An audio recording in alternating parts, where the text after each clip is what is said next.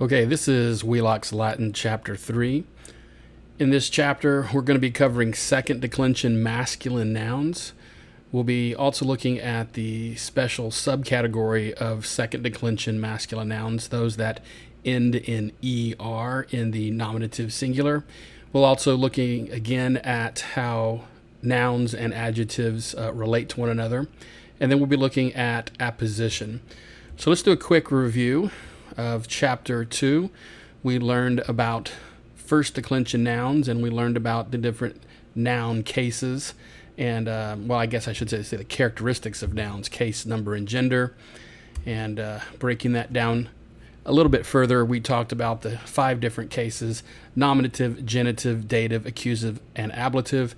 The 6th case that we are talking about a little bit is the vocative. We will, after the next couple of chapters, won't use it very often, and so it'll kind of drop off on our chance.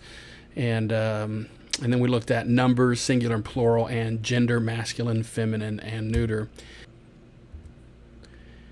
And we're going to do a little bit of review of the first declension. We talked about the definition of declensions last week in Chapter 2, that nouns are grouped according to the endings that are attached to them, and there are 5 different groupings or declensions that Latin nouns come in.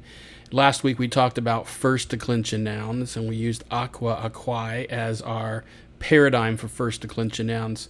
This week in Chapter 3, we're going to be looking at second declension masculine nouns. And you can see there, aqua, we're looking at filius this week. Saxum, we'll be looking at it in Chapter 4, I believe. So there's a second declension masculine and then also a second declension neuter form. Saxum is an example of second declension neuter. This week we're going to focus on, or this chapter, Chapter 3, we'll be focusing on the second declension masculine. Later on we'll be looking at third declension and fourth and fifth. We'll save that for down the road a little bit. First declension, here were our endings: I, I, arum, is, as, and I. Those are the case endings for first declension. I would encourage you to pause here and say them out loud several times just to review. And after you've practiced those, we're going to go ahead and look now at second declension masculine. This is the chant that you're going to need to learn. Second declension masculine endings, here they are: us, e, o, o, e, orum, is, os, e. I would take the time here to pause and repeat them 5 times loud as well.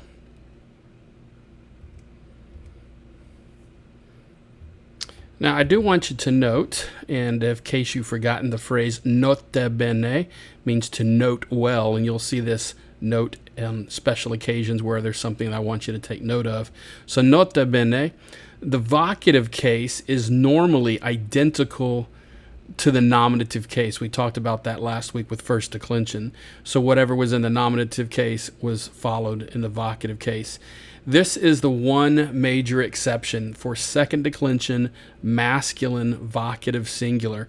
Instead of us, which is what you would expect because nominative singular is us, it is not us. It is the letter E, or So please make sure you note that for vocative singular nominative. In the masculine, second declension masculine, it is instead of us. If you'll notice, the plural is consistent with the normal rule. Here, nominative plural is E, the letter I, E. That's how we're pronouncing it. It is also in the vocative plural, the letter I, long I, E.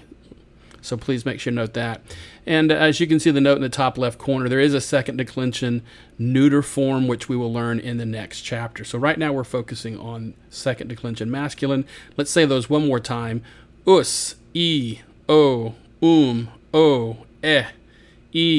orum, is, os, e.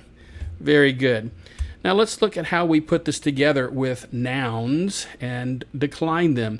If you'll remember, last week we defined what declining nouns were. It's when you take the stem of a noun and you add the endings to them, and that is declining.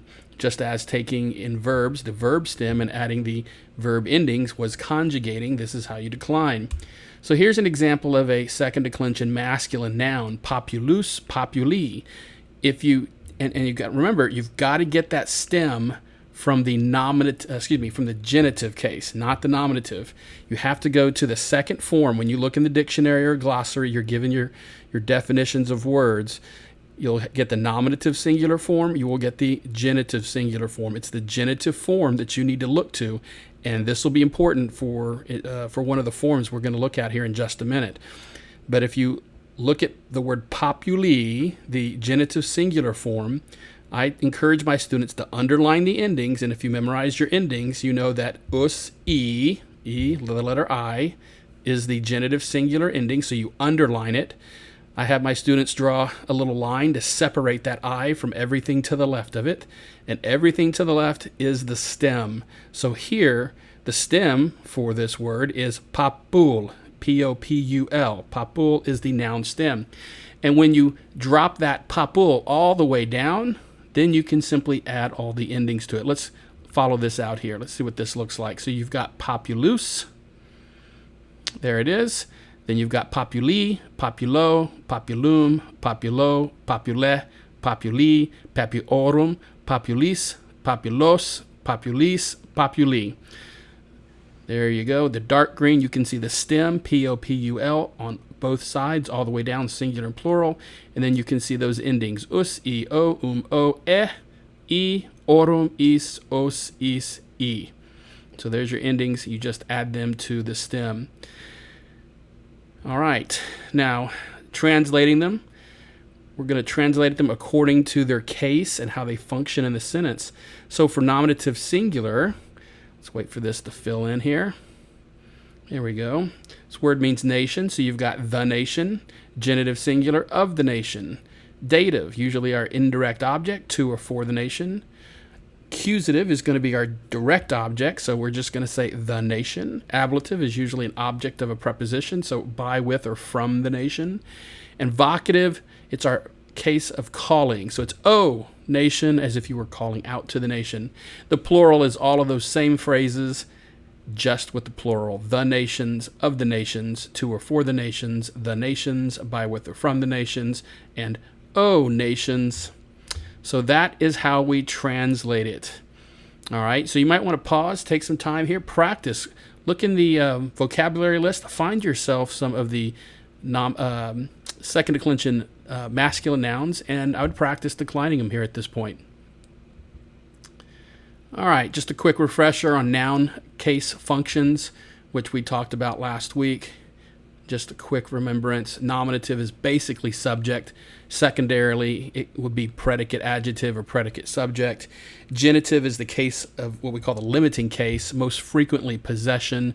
Dative, most frequently indirect object. Accusative, most frequently direct object, but on occasion it can also be the object of a preposition with some very specific or certain prepositions. The ablative case, of course, the object of a preposition case. It's the adverbial case. It's limiting the verb. And then the vocative case, the case of calling or addressing. Now, it's important that you remember to memorize the declension endings and their functions. These are critical to Latin translating.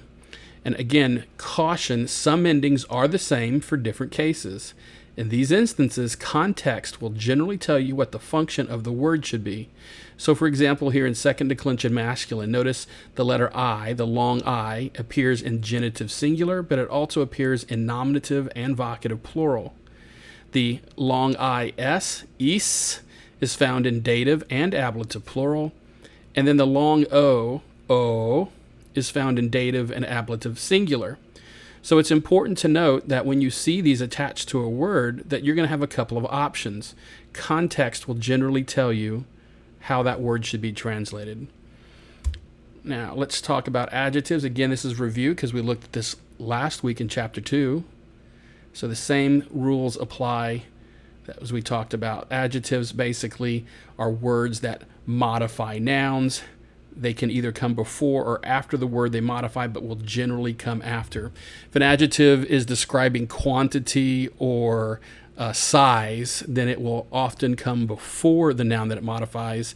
And then some of our demonstrative pronouns like ele, ela, alud, which you haven't learned yet and won't for a few weeks, those will often come before the noun it modifies as well. And as a side note, poetry breaks all the rules, just like in English. Poetry breaks all the grammatical, syntactical rules. So that's a special case we'll talk about later. Now, we talked about the fact that adjectives have a masculine, a feminine, and neuter form, and that adjectives must agree with the noun they modify in case, number, and gender.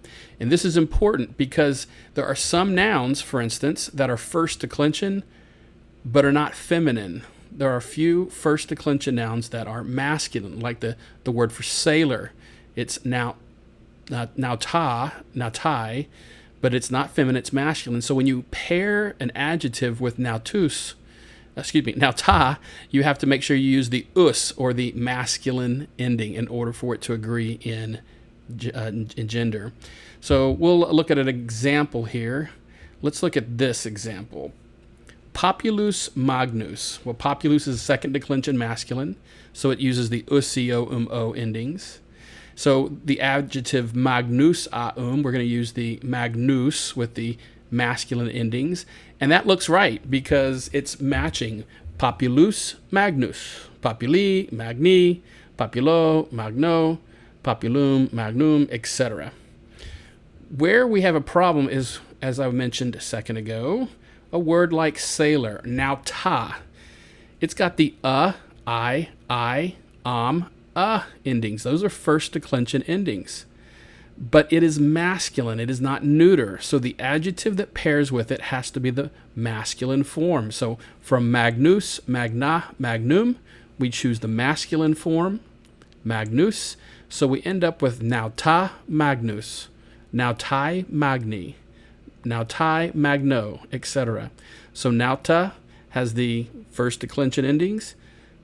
Magnus has the second declension endings, but they're both masculine forms, and this assures that it agrees in case, number, and gender.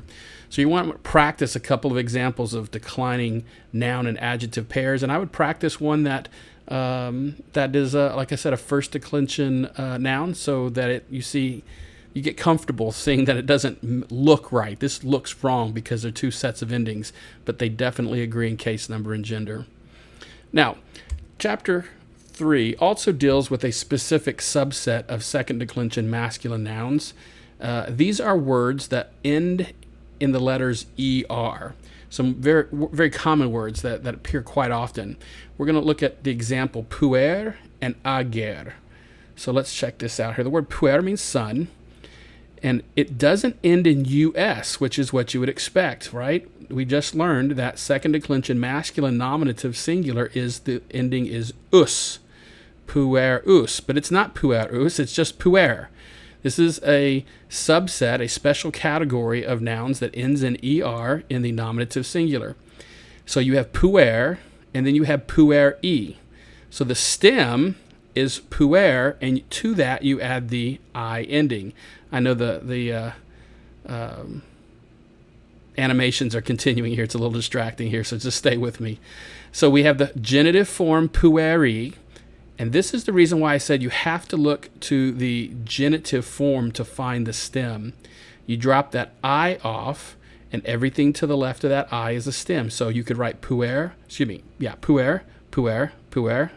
all the way down, and then you add your endings, e, o, o, and then on the plural side, we'll look at vocative in just a minute. The plural side, e, orum, is, os, is, e. Now notice the vocative singular. Remember we said that the vocative singular has to look like the nominative singular. And normally it is in the second declension masculine, it's the letter E. But this is where it goes back to the rule of matching whatever's in the nominative. And in this case, puer is in the nominative, so you have puer in the vocative singular as well. So it's just kind of a little oddity here that you have to know. Again, you're not going to see vocative too often, so you probably shouldn't worry too terribly much about it. You'll recognize it when you see it, because often vocative is paired with the letter or O, the word O. So puer, pueri, puero, puerum, puero, puer, pueri, puerorum, pueris, pueros, pueris, pueri. That is one example of a special second declension masculine noun that ends in ER. The second example we're going to look at is just a little bit different. In the nominative singular, it is ager. This is the word for field, ager. But notice in the genitive, it's not ager, it's agri. The letter E between the G and the R has dropped away, and so you end up with agri. Notice all the stem, the rest of the stem is AGR. Remember, if you drop that I ending, everything to the left of the I is a stem. So here it's AGR, and you put that all the way down, so you end up with agri, agro, agrum, agro, ager. Again, whatever's in the nominative, the vocative has to match it.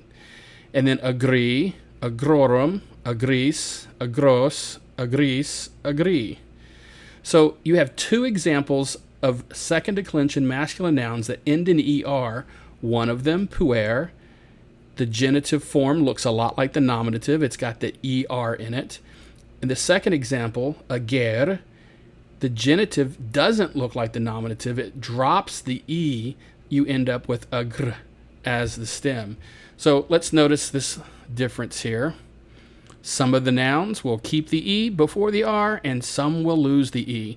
So in this example here, puer keeps the E in the stem, and in this example, ager, agri, it loses the E in the stem. There you go. But again, notice the vocative singular matches the nominative singular in both cases. Puer, puer, ager, ager. So this is your second declension masculine subset nouns, the ER subset. All right, so you might want to practice declining puer and ager and get used to which one keeps the E and which one drops. And by the way, just to help you remember the word ager, we get the word agriculture. No, our word is not agriculture, it's agriculture, agriculture. And you don't have an E between the G and the R. So maybe that'll help you to remember that the E drops out for ager. Now, the last thing we want to look at very quickly is the idea of apposition. Apposition. A noun that is positioned, here we go, a noun that is positioned next to another noun as an explanatory equivalent. Here we have an example in Latin, gaium filium meum in agro video. Now you have filium meum in commas. It's separated from the rest of the sentence. Both of these words are in the accusative singular, and they are basically modifying the word gaium, which is also in the accusative singular. This is the word gaius that is functioning as a direct object. The subject is tied into the verb video, meaning I see. So it's I see gaius, comma, my son, comma, in agro, in the field. I see Gaius, my son, in the field. Here, filium meum is an explanatory equivalent of the word gaium. This is gaium equals filium meum. And in this case, it has to agree in case, number, and gender with the word gaium, which is in the accusative singular, nominative accusative singular. So filium must be as well. So that is apposition. Make sure you take the time to go over the vocabulary. I have attached the vocabulary slideshow as well. Listen to the pronunciations and make sure you can say them and define them. You will have a quiz on chapter 3 and 4 at the end of the week. Have a great day.